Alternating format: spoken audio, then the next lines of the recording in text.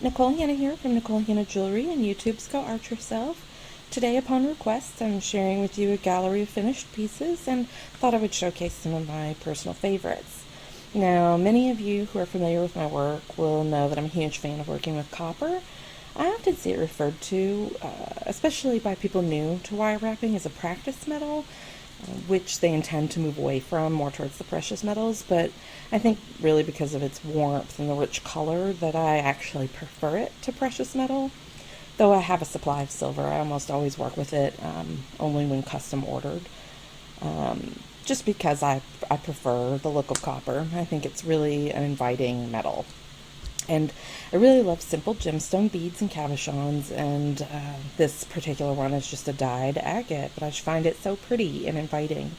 And I also love working with handmade lampwork beads or artisan glass because I believe it's a really amazing opportunity to showcase the work of others when I can, and equally amazing when I'm given the opportunity to incorporate that into my own work. I like to play with shapes. And tend to avoid sharp angles, which feels to me as though it sort of interrupts the movement of the wire. So everything I make is smooth curves and curls and swirls, and I try to find, assuming I use them at all, beads or stones which will complement this style, which I think is another thing where I tend to place my focus, is using stones to accent the wire wrapping versus using the wire work to accent the stones. These flower beads are by Jacqueline Parks, and the other glass pieces that I'm sharing now were made by a Czech Republic artist, sand style lampwork beads. I believe they're both on Etsy. Jacqueline Parks, you can find her under Gems in Bloom. Both of them are really amazing artists, and a couple of my other favorites are Darcy York of Silver Gypsy and Bobby Wilhelm, and a recent find is Glaze Ranch Jewelry, who does these really amazing artisan glass cabochons that just have beautiful, intricate, original, one-of-a-kind patterns, and they come in great sizes, and her prices are amazing. So look her up on Facebook. You won't be disappointed in the work that she does. This particular piece is a sand style bead, and I think one of the reasons I really enjoy lamp work and artisan glass is that it's another handmade element that I can add to my work. I like the idea of artists working together or their pieces being used in conjunction with one another to complement each other and create a sort of cohesive finished design. Now this circle pendant is probably one of my more popular designs. I revisit it fairly often, and it uses negative space to sort of emphasize the weaving. I'll admit that I'm kind of rubbish when it comes to wrapping small, faceted gemstones, so it was a challenging element to implement, which really sort of began with me just haphazardly swallowing up these tiny stones with whatever amount of wire I had to use to keep them in place. I eventually refined it, but even still it has a sort of hopefully charming but casual quality to the wrap. I don't like a piece to look too overdone. One of my favorites, this is probably a personal favorite, is this Eye of Horus pendant, which I struggled in designing for many months. Since most of my designs are fairly organic and unplanned, trying to achieve a very recognizable symbol is something I found particularly difficult. So when I finally managed to compose something that resembled exactly what it was supposed to resemble, I had a real sort of eureka moment. Though it's not one of my most complicated pieces by any measure, it's certainly one in which I'm most proud, because it's very easy for me to sit down with wire and let it do what it's going to do. I cut a few lengths and I work a piece until I don't have any wire left to work with, and then I sort of just call it done. But designing a symbol that's widely known was really one of the more challenging adventures I've had in wire wrapping this last year. I also really like doing these multi-stone pieces, which each stone is individually wrapped and then each component is attached to the other. And sometimes the attachments work and sometimes they don't. I have to rework it a few different ways to improve the stability of the design. In some cases I don't mind if the elements move independently of one another, but in the case of these designs I like them to be quite rigid so that there's really no chance it will snag or pull out of shape, or that the integrity of the design is weakened in any way. So I always try my best when I do these multi-stone wraps to make sure that it's going to stay put. Lately, Hearts have been a pretty major theme for me. I shouldn't even say that, since hearts have been sort of a recurring theme in my work for the last year at least, and maybe 2 years. I love the idea of taking one basic shape, and sometimes even the same length and amount of wire, and experimenting with a multitude of possibilities and seeing how many different ways I can start the same way and end up with a different design. And those two hearts will be released as PDF tutorials next month on my website. Another of my more challenging moments was when recreating the complex pendant tutorial by Ivana, which I'll link in the description below.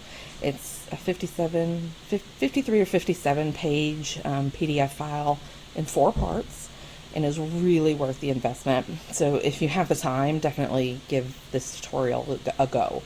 Though it was pretty challenging for me. There's so much detail in what amounts to be a rather small finished piece in comparison to some of my other work. I really learned a lot from the experience. Now, my largest piece to date is this red agate piece. It took me roughly about 14 hours to complete, and it's composed of 4 separately wrapped elements. The main element, the red agate with the druzy center, that was constructed first using a 6-wire base. And then the black onyx on the bottom was added also with a 6-wire base, and it was carried over the agate to add stability. And then the rhyolite, also 6-wire base, was then added and carried over the agate to kind of create a cohesive whole. And then the barrel on the top, which hides the chain, was added last. And this piece is actually pretty heavy, but I still think it's pretty wearable, and I love it. It's one of my favorites. Now, if you've followed me on my website or other social media platforms, you might already know that I have a sort of secret passion. Well, it's not sort of, it is a secret passion for bead embroidery. I usually only indulge in making, maybe, if I'm lucky, a dozen embroidered pieces a year, because they tend to end up much more complicated than I'd originally intended. But these are the materials that I play with when I'm sort of vacationing from wire work. Wire work is my day-to-day job, and I love it, of course, but it is my 40-hour-a-week job. So when I want to take a break from that, bead embroidery is, I guess, what you would consider my hobby. That's just what I do, just for plain fun. And yes, they end up quite large in most cases, but I still feel that they're pretty wearable, which is really important to me. I don't favor the idea that a piece of jewelry, which is meant to be beautiful and functional, is sitting on display somewhere, not actually serving the purpose for which it was intended. So even though I explore design ideas with embroidery, and sometimes they end up large and much more involved than I'd intended, I still try to keep it wearable. Obviously, sometimes it's not for everyday use, but still something that's hopefully enjoyed and used as much as possible. This upcoming piece here is probably another one of my favorites. It's large, but there's a lot of movement to it. The centerpiece, the center stone, is the tiger iron, and I just love that little swatch of red in it. And the red stone above it, I think it's an agate. Honestly, I don't know. It came in a mix of stones, and it just was so complimentary to the tiger iron that I threw it in there. And I like this piece because the shapes are odd, and the placement of these shapes just kind of went together on their own. I didn't plan it. Just kept adding elements as I felt the need to. And this piece is actually quite heavy, because the tiger iron is heavy, and the hematite, all the hematite dangles are fairly heavy. Now, this piece is one of my more recent beaded pieces, and I attached a handmade copper chain. I'm not gonna lie, by the time I get done with the beaded focal, half the time I'm just so over it that I don't even want to do a chain, or I use up every last little bit of the beads that I have, so I don't have any more beads in those colors in order to make a chain. So the chains that I put with my beaded pieces are usually a metal chain of some sort. And all the pieces are backed in this ultra suede, which keeps it super comfortable. And I just like that kind of hint of color, like that surprise bit of color. This piece uses some shibori silk, which I really love. It's been fun but challenging to use that.